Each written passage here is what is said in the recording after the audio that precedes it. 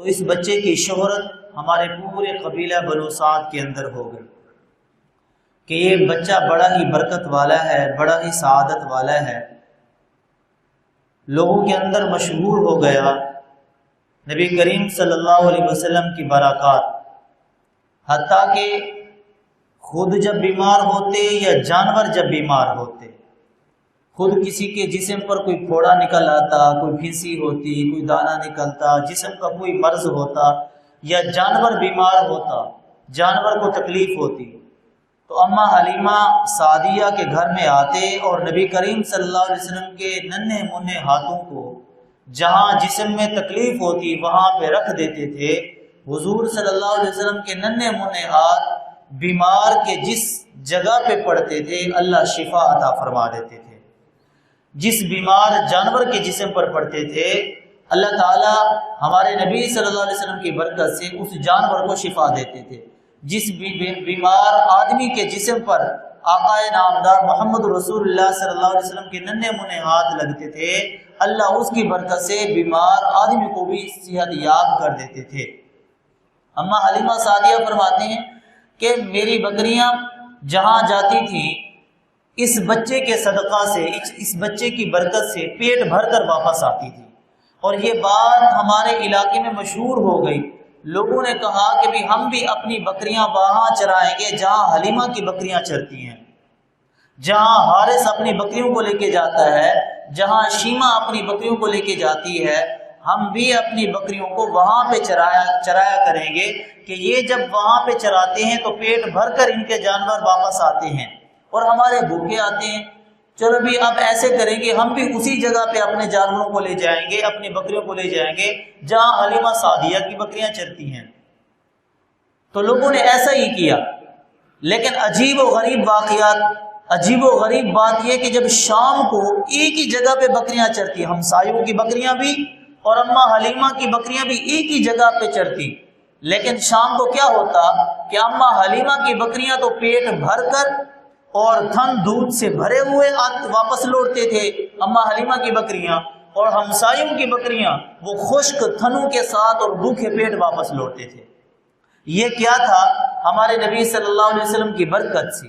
کہ جس کی وجہ سے اللہ تبارک و تعالی نے اماں حلیمہ سعدیہ کی بکریوں کو کے تھنوں کو دودھ سے بھر دیا تھا۔ چارہ نہ ہوتے ہوئے بھی پیٹ بھر کر واپس آتی، اور یہ بات میں نے گزشتہ جمعہ بھی بتائی۔ اماں حلیمہ سعدیہ فرماتی ہیں، آپ کی بیٹی حضرت شیمہ رضی اللہ عنہا بھی فرماتی ہیں کہ جب نبی کریم صلی اللہ علیہ وسلم کو ہم ساتھ لے کر جاتے تھے تو جس جگہ پہ نبی کریم صلی اللہ علیہ وسلم کے قدم مبارک پڑتے، جس جگہ پہ نبی کریم صلی اللہ علیہ وسلم دھوپ پر سے گزرتے، تو آقا نامدار محمد رسول اللہ صلی اللہ علیہ وسلم کہ دھوپ سے گزرنے کی وجہ سے اللہ تعالیٰ بادلوں کا سایہ نبی پر کر دیتا تھا، اور جہاں جہاں نبی کریم صلی اللہ علیہ وسلم جاتے دھوپ پہ وہاں وہاں بادل بھی سایہ کرتے، جہاں آپ رکتے تو بادل بھی رک جاتے تھے۔ یہ میرے نبی صلی اللہ علیہ وسلم کی خصوصیت تھی۔ حضرت شاہ ولی اللہ محدث دہلوی رحمہ اللہ فرماتے ہیں کہ رات کو میں نے خواب کے اندر نبی کریم صلی اللہ علیہ وسلم کی زیارت کی، مجھے نبی کریم صلی اللہ علیہ وسلم کی زیارت ہوئی، نبی کریم صلی اللہ علیہ وسلم نے مجھے تحفے کے اندر اپنے 2 بال مبارک عطا فرمائے، منہ مبارک عطا فرمائے خواب میں، اور میں نے صبح کو دیکھا حقیقتاً نبی کریم صلی اللہ علیہ وسلم کے منہ مبارک 2 بال مبارک میرے تکیے کے نیچے پڑے ہوئے تھے، جو کہ تھا خواب، تو وہ حقیقتاً وہ بال میرے تکیے کے نیچے تھے۔ میں نے ان بال کو لیا اور دیکھا، ان کی زیارت کرنے لگا، خوب میں ادھر سے ادھر سے ہر طرف سے خشوع خضوع سے توجہ سے کہ آقا نبی کریم صلی اللہ علیہ وسلم کے منہ مبارک ہیں، نبی کریم صلی اللہ علیہ وسلم کے بال مبارک ہیں۔ میں بڑے غور سے دیکھنے لگا، دیکھتے دیکھتے میں دھوپ میں چلا گیا کہ میں مزید روشنی میں ان بالوں کو دیکھوں۔ حضرت شاہ ولی اللہ محدث دہلوی رحمہ اللہ فرماتے ہیں میں کیا دیکھتا ہوں، جیسے ہی نبی کریم صلی اللہ علیہ وسلم کے بالوں کو لے کر میں دھوپ میں آیا تو بادلوں نے مجھ پر سایہ کر دیا۔ جیسے ہی میں نبی کریم صلی اللہ علیہ وسلم کے بالوں کو لے کر دھوپ میں آیا تو بادلوں نے مجھ پر سایہ کر دیا، اور کہا کہ جب میں ان بالوں کو چھپا دیتا اندر رکھ کر اکیلا میں جب واپس آتا دھوپ کے اندر تو ویسے ہی دھوپ ہوتی، ویسے ہی مجھے گرمی لگتی، لیکن جب میں نبی کریم صلی اللہ علیہ وسلم کے منہ مبارک کو اپنے ہاتھ پہ رکھتا اور میں دھوپ میں نکلتا تو جہاں جہاں میں جاتا تھا حضور کے منہ مبارک کے صدقہ سے بادل مجھ پر سایہ کرتا تھا۔ اب جس کے پاس نبی کریم صلی اللہ علیہ وسلم کے بال ہو، منہ مبارک ہو، بال مبارک کی برکت سے اللہ تعالیٰ سورج کی گرمی نہیں لگنے دیتا،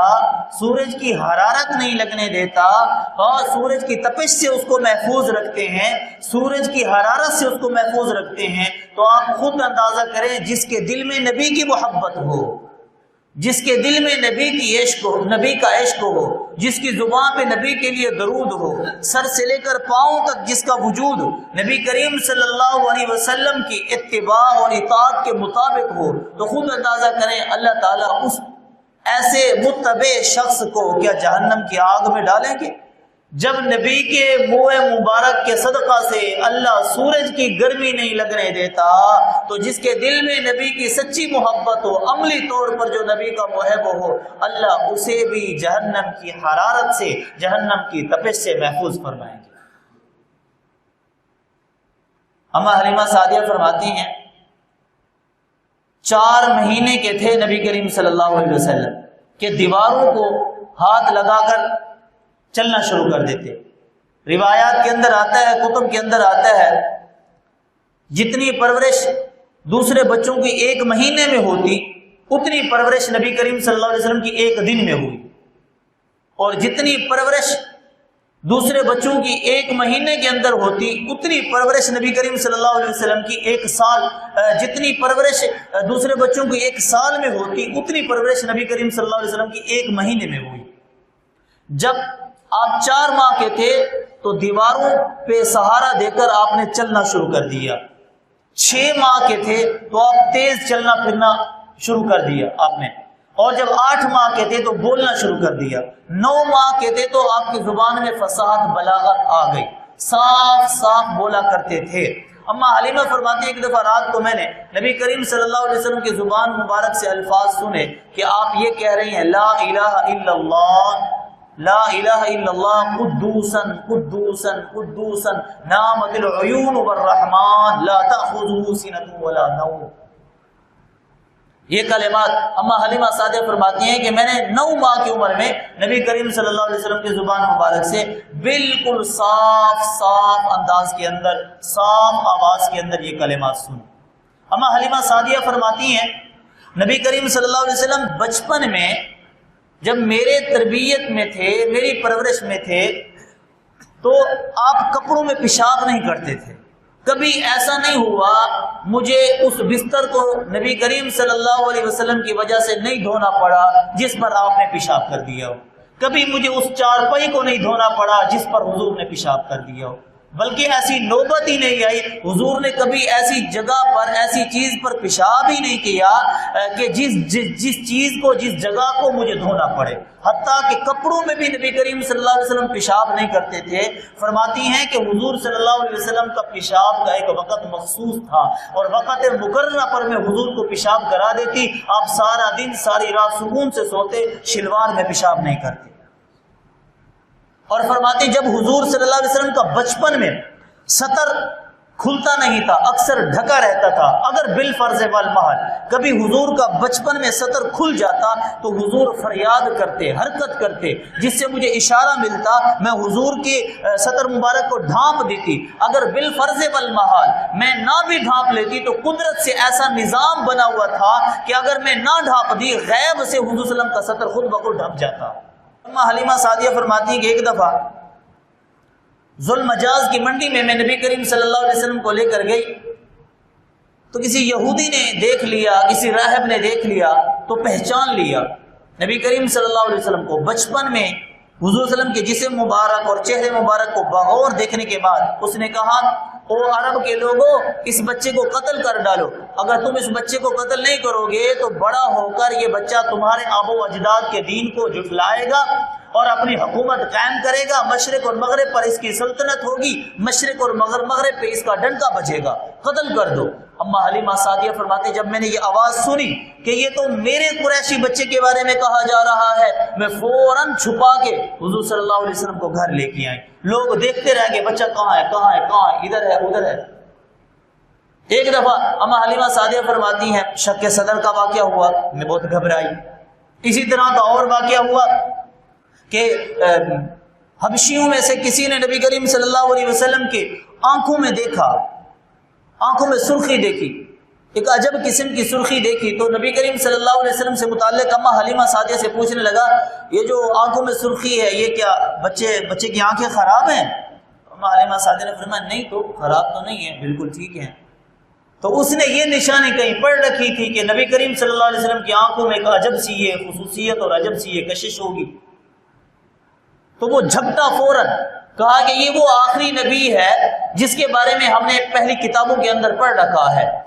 تو اس نے حملہ کرنے کے لیے اما حلیمہ سعدیہ سے نبی کریم صلی اللہ علیہ وسلم کو لینے کی کوشش کی، لیکن آپ نے اس سے بچا لیا۔ اس طرح کے 2-4 واقعات اما حلیمہ سعدیہ کے ساتھ پیش ہوئے جس کی وجہ سے آپ ڈر گئیں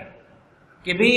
یہ تو امانت ہے میرے پاس، یہ تو میرے پاس امانت ہے، اگر خدا نہ خواستہ کچھ ہو جائے تو میں اما آمنہ کو کیا جواب دوں گی، میں مکہ کے سردار عبد المطلب کو کیا جواب دوں گی۔ دل نہیں کرتا تھا کہ بچے کو واپس چھوڑ کے آؤں، دل یہ کرتا تھا کہ یہ عظمت والا بچہ، یہ تقدس والا بچہ ہر وقت میری نظروں کے سامنے رہے، میرے گھر میں رہے، میں دیکھتی رہوں، زیارت کرتی رہوں، اس کی صحبت میں رہوں۔ لیکن حالات سے گھبرا گئی، عجیب و غریب واقعات دیکھا تو گھبرا گئی، تو پھر مکہ چھوڑ کے آ گئی اما آمنہ کے پاس۔ جب آپ صلی اللہ علیہ وسلم کی عمر 4 سال کی تھی تو اما آمنہ دنیا سے پردہ فرما گئی۔ اما آمنہ کے بعد پھر دادا عبد المطلب کی کفالت میں نبی کریم صلی اللہ علیہ وسلم آئے، اور دادا نے ایسی محبت دی اپنے پوتے کو، ایسی محبت تھی کہ دنیا کے کسی دادے نے کسی پوتے کو ایسی محبت نہیں دی ہوگی جیسی محبت دادا عبد المطلب نے اپنے پوتے محمد رسول اللہ کو دی۔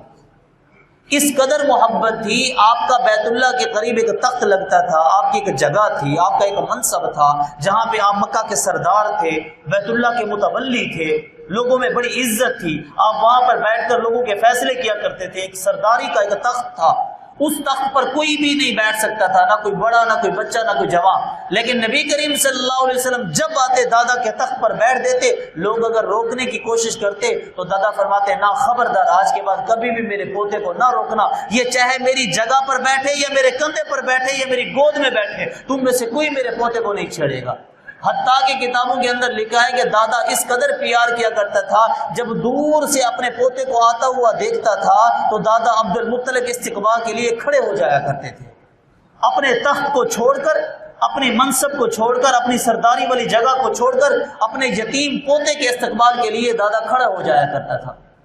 دادا عبد المطلب کی کفالت میں نبی کریم صلی اللہ علیہ وسلم تھے کہ آپ بچے تھے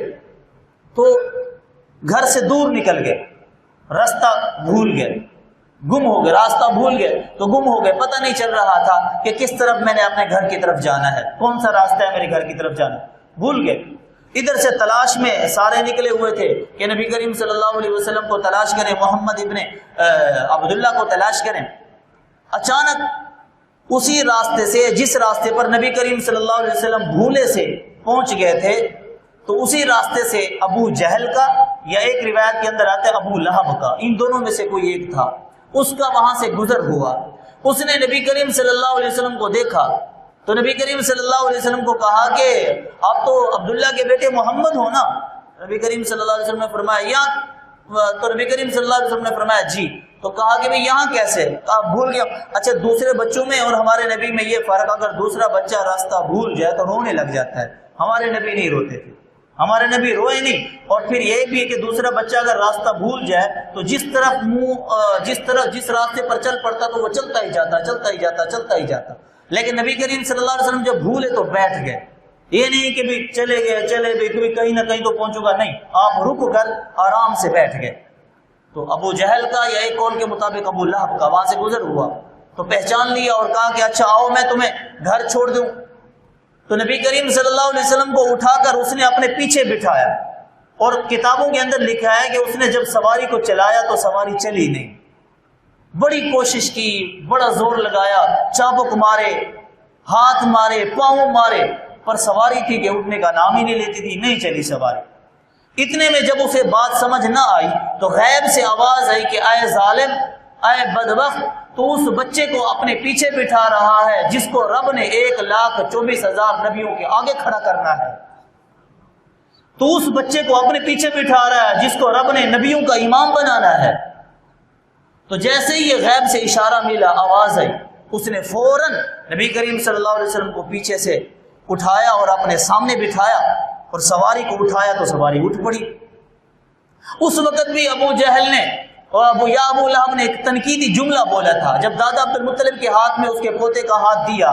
اور کہا کہ یہ تو بچہ ہے اور بچپن میں یہ حال ہے تو یہ جوانی میں کیا گل کھلائے گا۔ یہ تنقیدی جملہ اس وقت بولا تھا ابو جہل نے جب نبی کریم صلی اللہ علیہ وسلم بچے تھے، جب نبی کریم صلی اللہ علیہ وسلم اپنے دادا کی پرورش میں تھے۔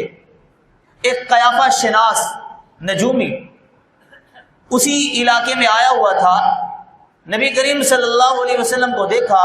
کہ نبی کریم صلی اللہ علیہ وسلم سو رہے تھے، آرام فرما رہے تھے۔ اس نے نبی کریم صلی اللہ علیہ وسلم کے پاؤں کو دیکھا اور پھر بغور دیکھنے ہی لگ گیا۔ قیافہ شناس کہتے ہیں جو جسم کے اعضاء کو دیکھ کر، نقش و نگار کو دیکھ کر نسل بتا دے، نسل بتا دیا کرتا تھا کہ بھی یہ اس بچے کے نقش و نگار بتا رہے ہیں، یہ فلاں کی نسل سے ہے، فلاں قبیلے سے ہے، فلاں قوم سے ہے، فلاں علاقے سے۔ وہ اس طرح کا آدمی تھا۔ اس نے نبی کریم صلی اللہ علیہ وسلم کو سوتے ہوئے دیکھا، آپ کے قدموں کے نشانات کو دیکھا اور غور سے دیکھنے لگ گیا۔ دیکھتے دیکھتے تھوڑی دیر کے اندر کہا کہ یہ بچہ کون ہے؟ لوگوں نے کہا یہ عبد المطلب کا پوتا ہے، عبداللہ کا بیٹا ہے۔ تو آپ کیا دیکھ رہے ہو؟ کہا میں اس بچے کے پاؤں کے نشان دیکھ رہا ہوں، یہ نشان وہ نشان ہے جو مقام ابراہیم والے پتھر پہ حضرت ابراہیم علیہ السلام کے پاؤں کے نشانات ہیں، وہ نشان اور اس بچے کے پاؤں کے نشان بالکل ایک جیسے ہیں۔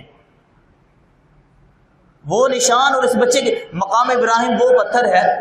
جس پر ابراہیم علیہ السلام نے کھڑے ہو کر بیت اللہ تعمیر کیا تھا، جس نے یوں سمجھ لے کہ لفٹ کا کام کیا تھا، جیسے مستری گود بناتے ہیں نا بلندی پر دیوار تعمیر کرنے کے لیے، تو یہ وہ پتھر تھا کہ اس کو اللہ نے ایسا نرم کر دیا کہ جب ابراہیم علیہ السلام نے اس پر اپنے پاؤں رکھے تو اللہ تعالیٰ نے ابراہیم علیہ السلام کے پاؤں کے نشان پتھر پر ضبط کر دیے۔ اور جب ابراہیم علیہ السلام نے دائیں طرف جانا ہوتا تھا تو پتھر آپ کو دائیں طرف لے جاتا۔ جب آپ بیت اللہ کی تعمیر ہو رہی تھی، ابراہیم علیہ السلام نے اگر بلندی پر پتھر لگانا ہوتا تھا، دیوار کو سیٹ کرنا ہوتا تھا تو پتھر خود بخود اوپر ہو جاتا، نیچے آنا ہوتا تھا تو پتھر خود بخود نیچے آ جاتا۔ یہ مقام ابراہیم کا وہ پتھر ہے۔ تو اس نے کہا کہ مقام ابراہیم پر کے والے پتھر پر جو ابراہیم علیہ السلام کے پاؤں کے تلوے کی لکیروں کے جو نشان ہیں، وہ نشان اور محمد کے پاؤں کے تلووں کی لکیروں کے نشان بالکل ایک جیسے ہیں۔ ان کے قدم جڑتے ہیں، ان کے قدم ملتے ہیں۔ ان کے قدم ملنے سے میں یہ دلیل کے ساتھ کہہ سکتا ہوں، میں دعوے کے ساتھ کہہ سکتا ہوں، یہ وہ بچہ ہے جس کو ابراہیم نے بیت اللہ کا دامن پکڑ کر مانگا تھا، اے اللہ میں نے گھر بنا دیا، آبادی کے لیے محمد بھی بھیج دے۔ کہا یہ قدم جڑنا اور یہ قدم ملنا یہ اس بات کی علامت ہے کہ جس کو ابراہیم علیہ السلام نے مانگا تھا، ربنا وبعث فیہم رسولا، یہ بچہ وہی ہے۔ تو دادا عبد المطلب کہنے لگا ہاں آپ صحیح کہتے ہو، بالکل، تبھی تو میں نے اس کا نام محمد رکھا ہے۔ مجھے اس کی پرورش کے مراحل بتا رہے ہیں کہ یہ معمولی بچہ نہیں ہے، یہ کوئی خاص بچہ ہے جس کی شہرت اللہ مشرق اور مغرب، شمال جنوب، چار دانگ عالم میں کریں گے۔ تبھی میں نے اس کا نام محمد رکھا کہ تعریفوں والا، قابل تعریف، جس کی تعریف اپنے بھی کریں، بیگانے بھی جس کی تعریف کریں، دشمن بھی نہ چاہتے ہوئے میرے نبی کی تعریف کرتے ہیں۔ ایک دفعہ دادے کے پاس تھے، چونکہ میرا موضوع ہے حضور صلی اللہ علیہ وسلم کا بچپن، تو میں بچپن کے حوالے سے بات کر رہا ہوں۔ دادا کی کفالت میں تھے کہ آپ صلی اللہ علیہ وسلم، آخری بات کر کے میں بات ختم کرتا ہوں کیونکہ وقت ہو چلا ہے، حضور صلی اللہ علیہ وسلم کی آنکھوں میں تکلیف ہوئی تو آنکھوں سے پانی نکلنے لگا، درد ہوا، تو لوگوں نے کہا کہ فلاں علاقے کے اندر ایک بزرگ رہتا ہے، ایک راہب رہتا ہے، وہ دم کرتا ہے، تعویذ دیتا ہے، تو آپ اپنے پوتے کو اس بابے کے پاس لے جاؤ، اس راہب کے پاس لے جاؤ، یہ جو آنکھوں میں درد ہے اور شدت درد کی وجہ سے جو آنکھوں میں پانی آ رہا ہے نا، یہ بند ہو جائے گا، وہ اس کا علاج کرتا ہے، تعویذ بھی دیتا ہے، آپ وہاں چلے جاؤ۔ لوگوں نے مشورہ دیا دادے کو، تو آپ وہاں پہ چلے گئے، تو اس راہب کے دروازے کو پر دستک دی تو راہب نے دروازہ نہیں کھولا، وہ اپنی مصروفیات کے اندر بیٹھا ہوا تھا، اپنی مشغولیت کے اندر بیٹھا ہوا تھا، دروازہ نہیں کھولا۔ راہب کہتا ہے اتنے میں جو ہے نا ایک زلزلہ سا قائم ہوا، زمین ہلنے لگی، ایک طوفانی آندھی آئی، اور جس کی وجہ سے میں دوڑا اپنے کمرے کو چھوڑا، اپنی مصروفیت کو چھوڑا، اپنی مشغولیت کو چھوڑ کر جلدی سے میں دروازے پر آیا، اور آتے ہی جیسے ہی میں نے محمد کے حسین و جمیل چہرے کو دیکھا تو میں سمجھ گیا یہ زلزلہ کوئی عام زلزلہ نہیں تھا، یہ آندھی کوئی عام آندھی نہیں تھی، یہ زلزلے کا آنا، یہ آندھی کا آنا، یہ طوفان کا آنا دراصل مجھے اٹھانا مقصود تھا کہ چھوڑ اپنی مصروفیت کو، تجھے نہیں پتا کہ تیرے دروازے پر وہ ہستی آئی ہے جس کی وجہ سے رب نے کائنات کو وجود بخشا ہے۔ تو کہا کہ یہ اتفاقی نہیں بلکہ اس بچے کی وجہ سے یہ زلزلہ آیا ہے کہ بھی جلدی کر جا کے بچہ تیرا انتظار کر رہا ہے، تو اندر بیٹھا ہوا ہے۔ میں کہا کہ بھی تعارف پوچھا کہ بھی کون ہو؟ عبد المطلب نے کہا کہ میرا بیٹا ہے، آنکھوں میں تکلیف ہے، علاج کے لیے آئے ہیں، دم کے لیے آئے ہیں۔ اس نے نبی کریم صلی اللہ علیہ وسلم کے جسم کو، آقا کے چہرے کو بغور دیکھا اور کہا کہ بھی آپ کا بیٹا ہے؟ عبد المطلب نے کہا ہاں میرا بیٹا ہے۔ کہا نہیں، کہیں آپ جھوٹ تو نہیں بول رہے ہو؟ کہا کہ نہیں۔ کہا کہ میرا علم یہ بتاتا ہے، میری پیشن گوئی جو میں نے پڑھی ہے وہ یہ بتاتی ہے کہ بھی اس کا ابا فوت ہو چکا ہے، آپ کہہ رہے ہو کہ میرا بیٹا؟ دادا عبد المطلب نے کہا آپ سچ کہتے ہو، یہ میرا بیٹے کا بیٹا ہے، اس وجہ سے میں نے بیٹا کہا، اس کا ابا فوت ہو چکا ہے۔ کہا میں نے جو اس کے بارے میں پڑھا ہے، میرا علم یہ بتا رہا ہے کہ یہ یتیم ہوگا۔ کہا بالکل آپ نے ٹھیک کہا، یہ یتیم ہی ہے۔ کہا پھر اس کو علاج کے لیے میرے پاس کیوں لے کے آئے ہو؟ یہ تو وہ بچہ ہے جس کے ذریعے سے رب نے دنیا کو شفا بخشنی ہے، جس نے پوری دنیا کا روحانی طور پر، نورانی طور پر علاج کرنا ہے، اس بچے کو میرے دروازے پر لے کے آئے ہو۔ یہ تو وہ بچہ ہے جس کا علاج، اس کا علاج کیا بلکہ اللہ نے پوری دنیا کا علاج اس کے لعاب دہن کے اندر رکھ دیا ہے۔